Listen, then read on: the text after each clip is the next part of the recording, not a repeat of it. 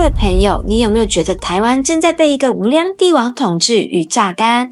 民进党口口声声说民主自由照顾人民，但实际上呢，钱花得比流水还快，权力握得比皇帝还紧，人民却天天面对高物价、低薪水，买不起房。有人痛骂他们丧尽天良，只顾自己，这句话一点也不夸张。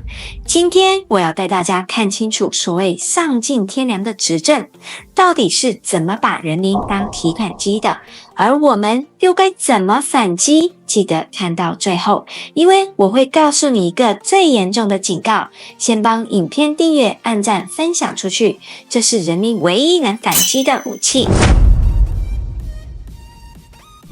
所谓特别预算，原本该是用来救急，例如天灾重建、国防危机。可是民进党执政下，特别预算变成特别贪的提款机。举几个例子，前瞻基础建设计划号称要花8800亿改善交通建设，结果很多工程沦为绿营标案大放送。钱花了，效益呢？人民感受不到。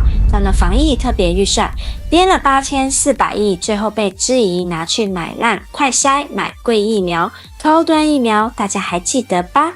一支单价比国际大厂还贵，还是硬推。最扯的是，还可以规避正常的立法院监督程序，这就像一个帝王把金库钥匙抓在手里，想给谁就给谁。最后买单的是谁？没错，就是你，我每个月的薪水跟税单。各位朋友，这些钱不是天上掉下来的，这些钱全是你我缴的税，结果被政府当成小金库，随便分配给自己人，这就是无良帝王式的统治。你有没有发现这几年只要换阁员，总是看到一堆绿油油的人马？现在台湾最大笑话就是谁上台不重要，重要的是是不是自己人。什么基金会出身、派系子弟兵不是专业，而是看是不是自己人。而这些人上台后的表现呢？林智坚抄袭论文被抓包，还能被民进党推派选桃园市长，抄袭不是原罪。对民进党来说，抄袭只是学术交流。王必胜防疫司令被爆出婚外情，还能照常升官接防疫重任，换作普通人早就被逼下台。高嘉瑜案，民进党立委高嘉瑜被林炳书暴打，结果党内不是谴责暴力，而是冷处理，还有侧翼出来带风向，说私人感情问题。国美馆事件，馆长梁永斐被质疑任用亲信，把国家艺术资源变小圈圈俱乐部。如果这不是酬庸帝国，那什么才是？这些人本来早就该下台，该负责。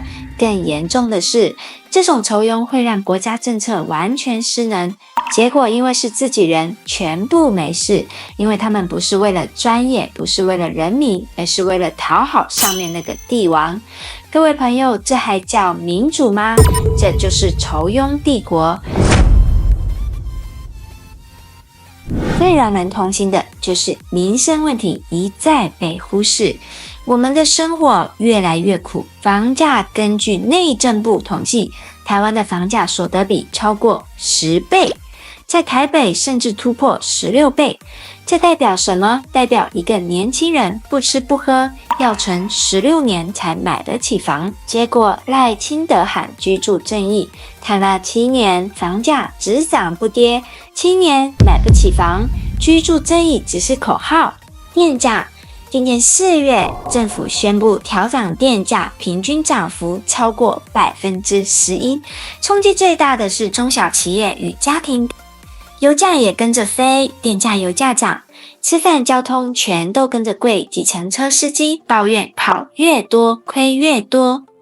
农业，台风科罗莎侵袭，整体农损达93亿元，农民苦等补助，却听到官员在说程序复杂，要慢慢来。朋友们，当百姓流血流汗时，政府忙什么？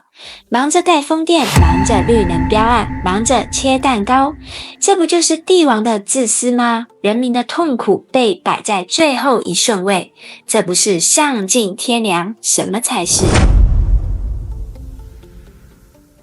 更可怕的是，当人民开始质问时，政府不是正面回应，而是动用侧翼网军去打压异议。民进党真会的就是喊民主自由，可是一旦有人挑战，就马上出动侧翼网军把你骂到死。案例：柯文哲被检方以大巨蛋案起诉，过程明显双标，蓝绿弊案一大堆，结果只挑最有威胁的在野党候选人开刀。